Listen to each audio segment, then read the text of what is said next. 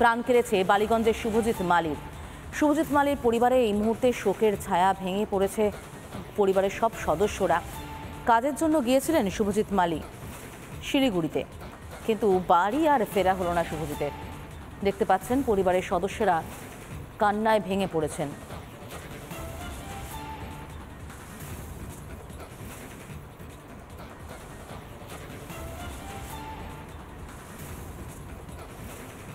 শুভজিতের স্ত্রী, শুভজিতের পাড়া প্রতিবেশী প্রত্যেকেই কার্যত মেনে নিতে পারছেন না।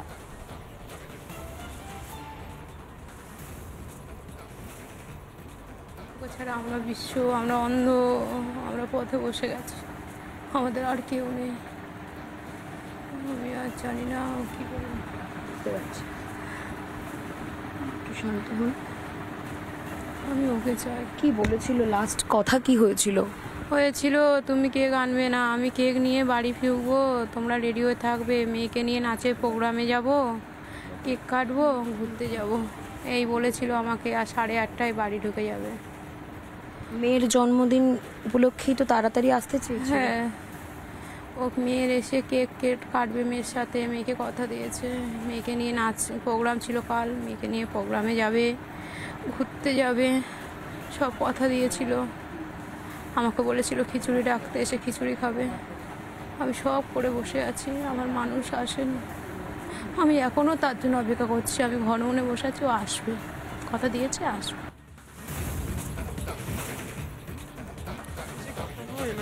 কাজের সূত্রে থাকে তো, আমরাও গ্রামের ওখানে থাকি। আমরা কত বছর ধরে কাজের সূত্রে বাইরে থাকে?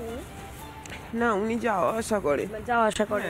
2-3 দিন বাইরে এরকম যায়, আবার চলে আসে। আবার হয়তো গাড়ি এরকম ডেলিভারি পেলো, তখন করতেন গাড়ি ডেলিভারি। হ্যাঁ, এরকম বাইরে বাইরে যেত। কত ভালো ছিল। আমরা এখনো ভাবতে পারছি না, যদি এই কথাটা মিথ্যা হয়, মনে হয় আমাদের থেকে ভালো কিছু হবে না। শুধু শুভজিৎ মালি নয়, একই রকম শোকের ছায়া শঙ্কর মোহন দাসের বাড়িতে। প্রস্তর বিভাগের কর্মী ছিলেন তিনি, ক্ষতিগ্রস্ত কামরাতে ছিলেন। তার বাড়ির পরিজনেরা যারা আছেন তারা কেউই কথা বলার মতো অবস্থায় নেই। তবে তার বাড়ির সামনে গিয়ে পৌঁছেছেন আমাদের প্রতিনিধি রুমকি। আমি একটু রুমকির সঙ্গে কথা বলে নেওয়ার চেষ্টা করবো। রুমকি, জানি এই মুহূর্তে শঙ্কর মোহন দাসের পরিবারের যা অবস্থা, মানসিকভাবে তারা হয়তো কথা বলার মতো অবস্থাতে নেই, কিন্তু তুমি তো তাদের সঙ্গে কথা বলেছো। তারা কি বলছেন, মানে তারা সামলে কি উঠতে পারছেন?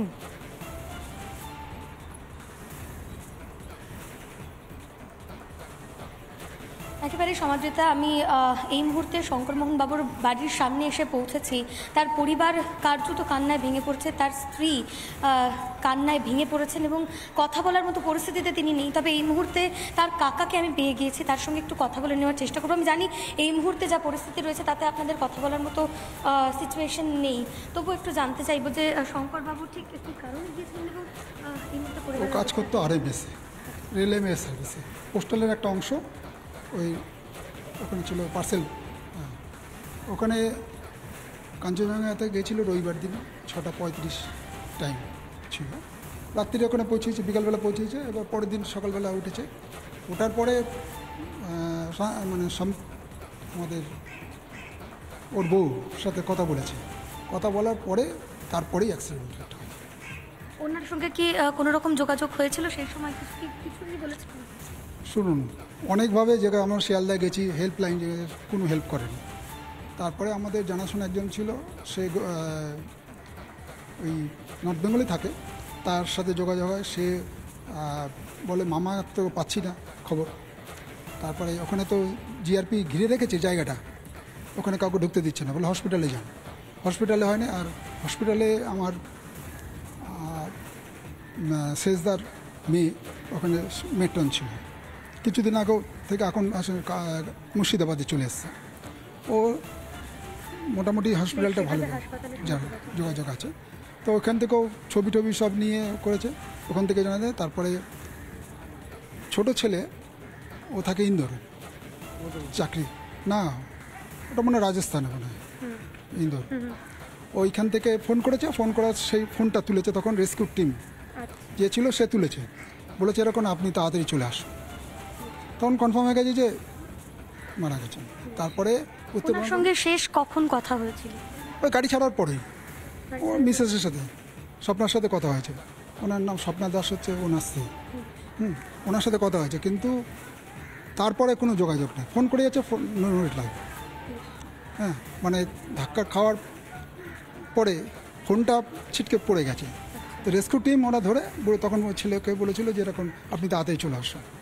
ওই ইন্দাস থেকে তারপর প্লেনে বন্দোবস্ত করছে, 6 ঘন্টা জার্নি করে এয়ারপোর্টে এসে এয়ারপোর্ট থেকে প্রায় 1:30-2টোর সময় রাত্রি এসছে। ওর 10:05 ফ্লাইট ছিল, এসেছে। আর দুপুরবেলা 1টার পরে ওর বড় ছেলে, ছেলের বউ, ভাই আর কি বলবো বোনের জামাই একজন, সে 4 জন গিয়ে উত্তরবঙ্গে মেডিকেল কলেজে গেছে। ওদের মানে আইডেন্টি না করলে বডিটা দেবে না, সেই জন্য গেছে। বডি নিয়ে এখন আসছে।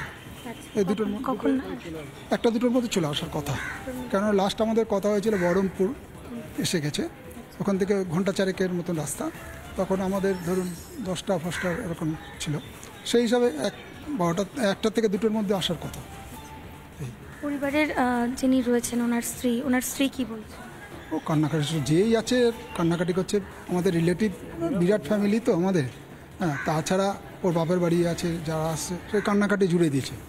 যেই এক্ষুনি এক ভদ্রলোক এসেছিলেন, কয়েকজন পোস্ট অফিস থেকে, ও যেখানে কাজ করতো এখান থেকে এসেছিলো, ওদের পিএনজি ওদের সাথে কথা বলবেন স্বপ্নার সাথে। তা উনি এসেছিলেন যে ফোন করে কথা বলে ধরিয়ে দেবে, উনি কথা বলবে। শঙ্করবাবু কীরকম যাতায়াত করতেন? হ্যাঁ, এইভাবে ও সকালে বেরোতো, ওখানে বিকেলে পৌঁছাতো, একদিন থাকতো, তারপরের দিনে আসতো। এইটাই শনিবার ক্লাবের খেলা ছিল, ফুটবলে আমাদের এখানে ফুটবল খেলা ছিল। ও রবিবার দিন গেছে 6:35 টাইম, ওই 5টা নাগাদ গেছে, ভোরবেলা গেছে। ভোরবেলা গিয়ে চলো, তারপরে তো পরের দিন আমিও ছিলাম না, আমি পুরীতে গেছিলাম। আমি সকালবেলা ট্রেন লেট ছিল, আমি এসে তারপরে এরকম উনি যাতায়াত করতেন মাঝে মধ্যেই, এরকম ঘটনাতে ঘটবে আশা করেননি? কেউ আশা করেনি। আর কী করে আমার কোনো মাথায় ঢুকছে না যে একটা ট্রেন তার পিছনে আবার একই লাইনে 2টো ট্রেন কী করে দেয়। এইদিকে বলছে আমরা এত উন্নতি করছি, এত কিছু ডিভাইস লাগাচ্ছি, কিন্তু এই মুহূর্তে কার্যত শোকে ভেঙে পড়েছে পরিবার। তার স্ত্রী কাঁদতে কাঁদতে এতটাই শোকবিধ্বস্ত হয়ে পড়েছেন যে তিনি কথা বলার পরিস্থিতিতে নেই সমাদৃতা, এবং পরিবারের লোকজন তারা অপেক্ষা করছেন। দেহ দুপুর 2টোর মধ্যে এই বাড়িতে এসে পৌঁছবে এমনটাই জানা যাচ্ছে।